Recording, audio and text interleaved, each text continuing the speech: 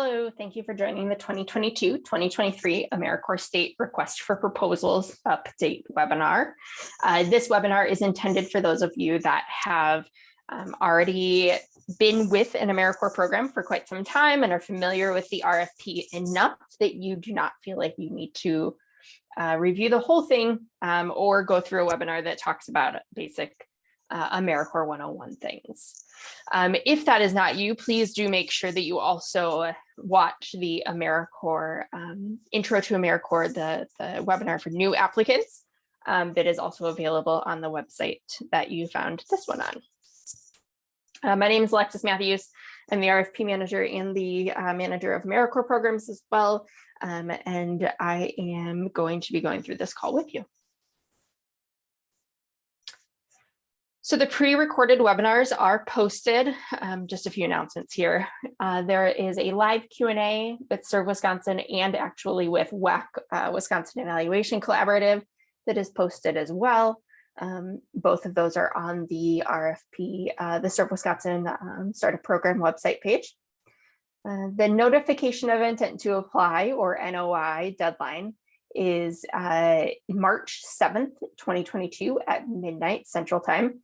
Just a reminder that this is mandatory in order to apply, but it does not obligate you to apply. This is a required step, whether you are a planning grant, a new program, or a formula continuation program. If you are a formula continuation, chances are you completed this already back when competitive was open. You are welcome to complete it again or just check with me to make sure that you did complete it already in competitive. Few outline things for this webinar itself. I'll go through some changes. I'll talk about some items that are new, some additional things, some tips, and the schedule or important dates that will be happening throughout this RFP process. As a reminder, now that the RFP is open, you must email all questions to servewisconsin@wisconsin.gov. I am the one in that email account, and I will be the one replying to your question, but it must go there to make sure that it remains a competitive, open process. Please do not email me questions at my personal work email address. It must go to servewisconsin@wisconsin.gov. Okay, so a few things that have been changed. The RFP used to be a separate document of an RFP and the application instructions. They were two separate documents. They are one document now. There are additional documents, attachments, and appendices, and they are now all in the list of attachments. They used to be titled all of those three things. The funding priorities, as always, update every year. The increased member living allowance for full-time member increased to $16,502 as the minimum full-time living allowance. There is also an increased maximum cost per MSY, particularly for formula. For formula, the maximum cost per MSY is $28,800. This is significantly higher than it has been in the past. Just please make sure you remember you still have to do a 20 or at least a 24% match or more, depending on what year you are in your funding. And so make sure that you have the match if you are requesting $28,800 per cost per MSY. The performance measure instructions were updated as usual. And then the timeline, everything has moved up by just a couple days to give you all a couple more days, about a week more to write your application itself.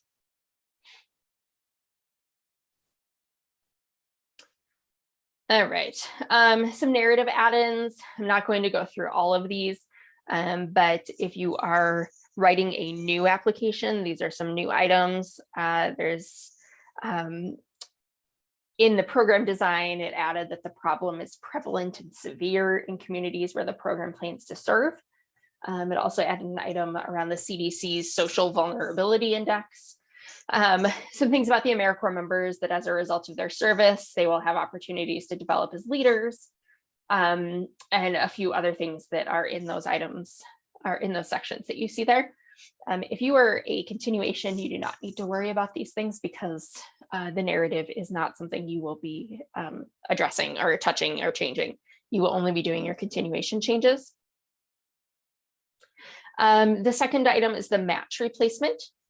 So match replacement, in the clarification information, there is now an option for you to request FY 2022 cash match replacement and enter the dollar amount of match replacement your program would like to request.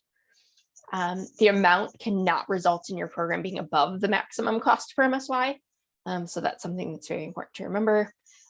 This match replacement part, if you have questions specifically about that, please email me at servewisconsin@wisconsin.gov and I can talk you through it a little bit more. There's also a diversity questionnaire that AmeriCorps has requested as an additional document this year.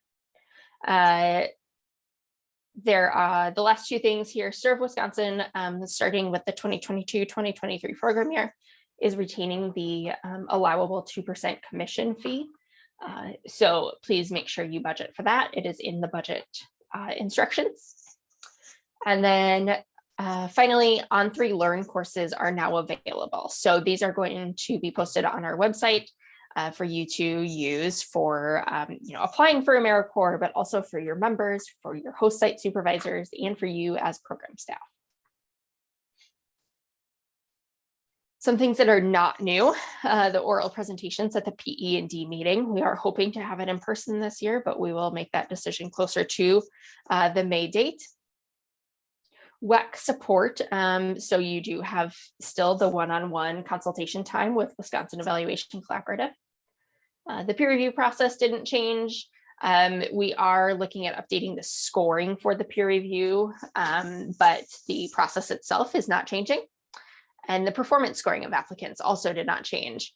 The only thing that, as a just kind of a reminder, that COVID obviously has had significant implications on many of our programs. And so that is kind of a note that we've added for the board, but the process itself has not changed. Just a few tips. These don't change. We always include these, but following the instructions, avoiding acronyms, typing everything outside of eGrants first, no prohibited activities included. That goes for your members and any volunteers your members are assisting, as well as staff. Making sure your performance measures and your logic model are aligned. And then print your application to check the page limit once it's in eGrants. And then finally, don't assume the reviewer's knowledge. Even if you are a well-known organization or a well-known program, do not assume that whoever is reading your application knows anything about you. Here is the schedule of events. So the RFP release is scheduled for February 11th. March 7th at midnight is when the notification of intent to reply is due. A reminder that this is mandatory. March 21st, 2022 at midnight is the last time to ask questions. And I will post the final Q&A on March 22nd. March 24th at 4:30 p.m. is the deadline for all applications and additional documents. Please do not wait until 4:30 p.m. Please make sure you have that submitted early, and I will send a confirmation email as I receive your application and additional documents. On May 6th, we will send applications back in eGrants for revisions. If you've been around for a bit, you'll see that this is a little bit different than what we normally do. The reason for this is we want to make sure that you have ample time to do revisions, and we are able to accommodate for the PE&D committee meeting in order to also know when which programs are being funded competitively. So what we've chosen to do is send back applications for in eGrants for revisions for you all to be able to have a full about 2 weeks to make those revisions, with the expectation that you are still needing to be recommended for funding by the PE&D committee. But we just want to make sure you have ample time to do those. May 20th is when revisions need to be complete and applications resubmitted in eGrants. And then May 26th is our full board meeting, if your proposal passes peer review and the PE&D committee.